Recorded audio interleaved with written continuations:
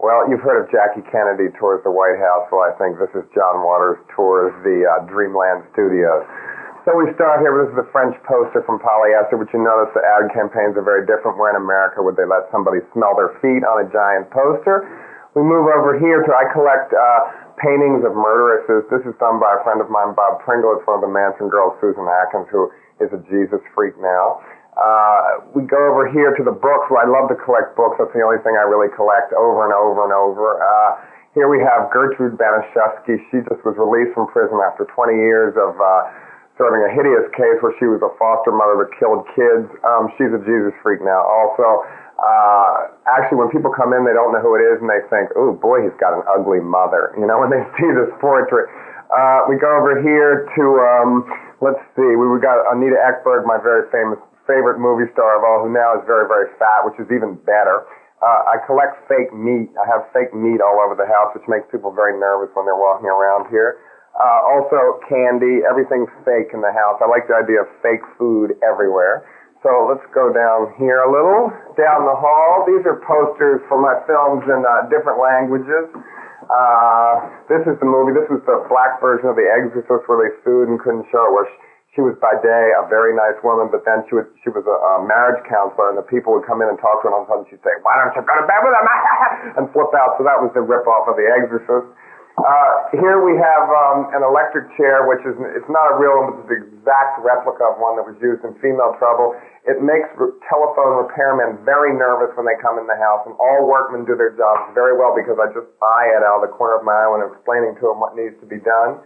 This is one of my all-time favorite movies, Mom and Dad. It came out in the 40s. It was a sexploitation film where the only way they could show frontal female nudity was to show the birth of a baby, and I guess they just figured the audience would look at the nudity and ignore the baby. And they had a nurse that was hired that sold fake sex education, and the producer used to put nauseous gas in the vents so people would get sick in the audience, and then he'd call the press so they could get shots of shocked patron being taken from theater. It was really great publicity. I wish I had the nerve to do that too. And here we have all the fake food that I brought back from Japan, and Japan's the best place in the world to go. I went there with my films, and they pay you to talk to the press, and every day you can look up and pretend you're in a Godzilla movie.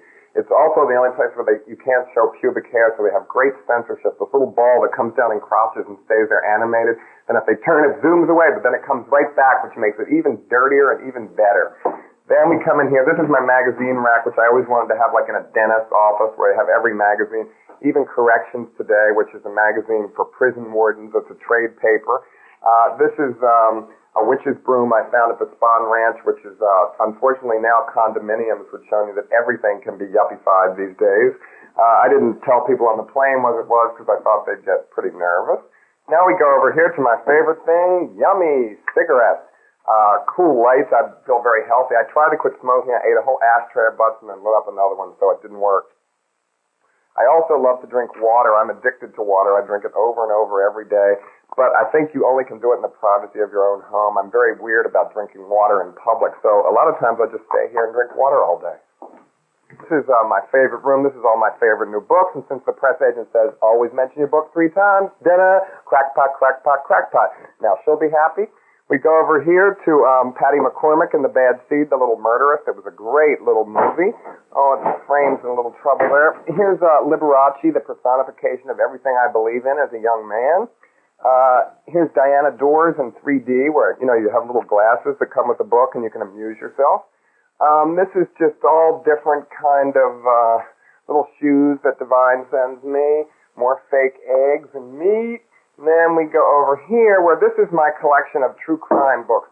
This is a mini electric chair with batteries that if you touch it, you get a shock.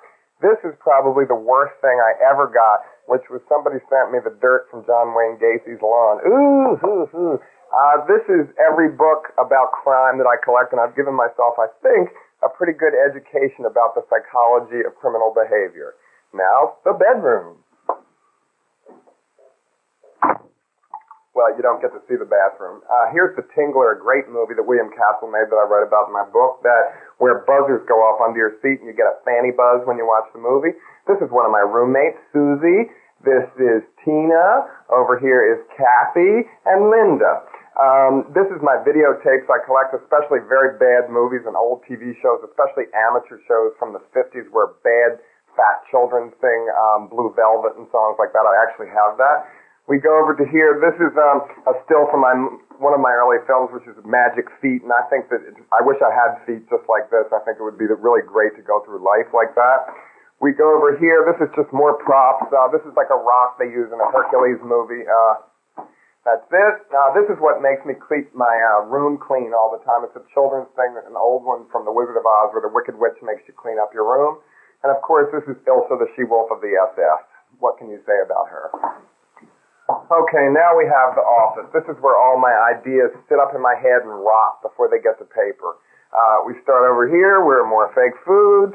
This is, of course, Edie, who was a wonderful lady I worked with. Fake bacon. This is my bulletin board where I put all things that I really love, especially this headline, "You Have Cancer," which I think is the most shocking one. Here's Gaddafi in drag.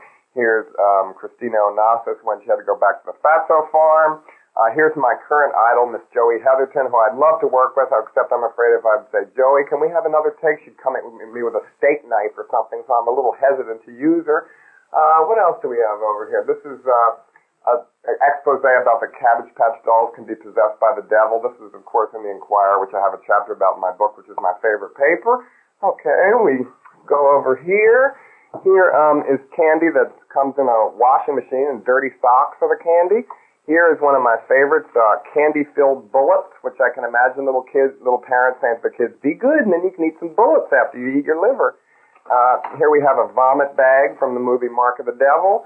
And then if you actually come over here, you can look out and see downtown Baltimore, which I think is maybe the way to end this whole little tour.